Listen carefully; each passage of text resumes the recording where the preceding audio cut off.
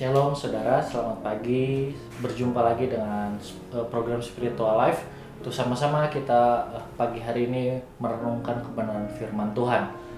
Perenungan kita pada pagi hari ini terambil dari Matius 12 ayat 15b sampai 21. Matius 12 ayat 15b sampai 21. Saya akan bacakan ayat ini bagi saudara semua. Yesus, hamba Tuhan.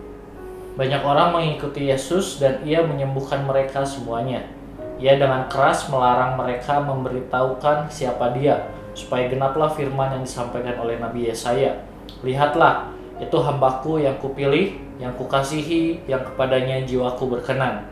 Aku akan menaruh rohku ke atasnya, dan ia akan memaklumkan hukum kepada bangsa-bangsa. Ia tidak akan berbantah dan tidak akan berteriak, dan orang tidak akan mendengar suaranya di jalan-jalan.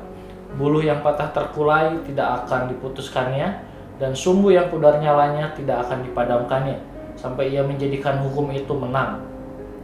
Dan padanya lah bangsa-bangsa akan berharap. Saudara, perikop yang kita baca pada pagi hari ini, setelah Yesus mengetahui maksud dari orang-orang Farisi yang bersekongkol untuk membunuhnya, maka Yesus menyingkir. Namun justru semakin banyak orang yang mengikutnya, orang-orang mengikuti Tuhan Yesus dan meminta disembuhkan, dan Yesus menyembuhkan mereka semua. Namun Yesus melarang mereka untuk memberitahukan siapa dia. Jadi setelah Tuhan Yesus menyembuhkan mereka, orang-orang datang kepada mereka, Tuhan Yesus berpesan kepada mereka untuk tidak memberitahukan siapa dia. Dan hal ini dilakukan Yesus dengan tujuan agar ia tersembunyi dan hanya misi kemesiasannya lah yang dinyatakan. Untuk itu, di dalam ayat 18 sampai 21, Yesus menegaskan kembali ada 3 hal misinya sebagai penggenapan nubuat Nabi Yesaya. Yaitu yang pertama itu terdapat dalam ayat 18, di sana dikatakan, lihatlah itu hambaku yang kupilih. Yesus adalah utusan Allah yang dikasihi dan Allah berkenan kepadanya. Allah sendiri yang memberikan otoritas sehingga menjadi perantara bagi bangsa-bangsa.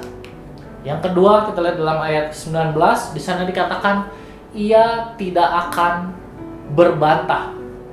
Kehadiran Yesus di dunia ini tidak ditandai dengan kegemparan, dengan perbantahan atau bahkan teriakan di jalan-jalan.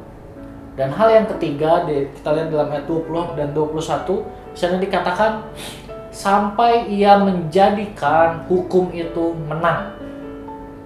Misi Tuhan Yesus di dunia ini adalah menegakkan hukum, kebenaran, dan membawa kemenangan bagi orang yang tertindas dan tidak berpengharapan. Yesuslah penyelamat dan pengharapan bagi bangsa-bangsa. Berita inilah yang seharusnya disiarkan kepada bangsa-bangsa. Saudara, melalui penjelasan yang sudah kita dengarkan bersama, bahwa Yesus ingin agar orang banyak melihat misi Allah di dalam dirinya dan bukan hanya kuasa kesembuhannya saja. Sebab orang banyak akan cenderung datang kepada Yesus hanya untuk meminta kesembuhan secara fisik saja. Saudara, sebagai orang percaya, kita juga diberikan anugerah menjadi hamba Allah di dunia ini. Melalui kehidupan kita, seharusnya orang lain dapat melihat misi Allah. Tetapi terkadang hal ini terkaburkan karena kehebatan atau talenta yang kita miliki. Saudara, marilah kita mengambil waktu sejenak untuk merenungkan kebenaran firman Tuhan yang sudah kita dengar. Saudara, berita apakah yang tersiar melalui hidup kita sebagai hamba Allah? Jika bukan misi atau kemuliaan Allah, marilah kita meminta ampun kepada Tuhan dan berdoa untuk meminta Tuhan mengubahkan kehidupan kita.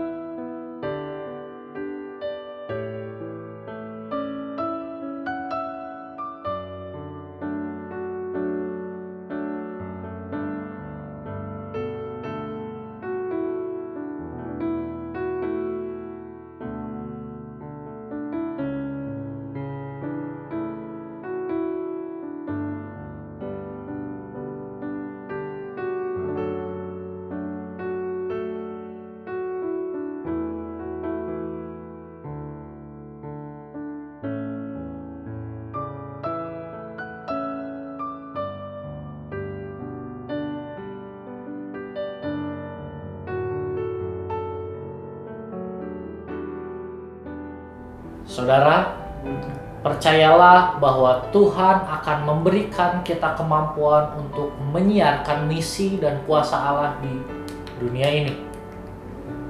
Mari kita akan bersatu di dalam doa. Bapak, terima kasih buat kebenaran firman Tuhan yang sudah kami dengar pada pagi hari ini Tuhan. Terima kasih firman Tuhan yang mengajarkan kepada setiap kami untuk setiap kehidupan kami dapat menjadi sarana Tuhan menunjukkan misinya di tengah-tengah dunia ini Tuhan. Ampuni kami Tuhan kalau selama ini melalui kehidupan kami masih menjadi batu sandungan untuk orang lain. Melalui setiap kehidupan kami masih belum menjadi berkat untuk orang lain. Dan ubahlah kehidupan kami, ubahlah hati kami untuk mulai saat ini kehidupan kami dapat menjadi dampak dan menjadi berkat untuk orang lain, sehingga orang-orang dapat melihat karya Tuhan di tengah-tengah dunia ini. Terima kasih Tuhan Yesus, kami serahkan aktivitas kami hari ini ke dalam tangan-Mu, dan hanya di dalam nama-Mu kami sudah berdoa dan mengucap syukur. Haleluya, amin. Selamat pagi, selamat beraktivitas, Tuhan Yesus memberkati.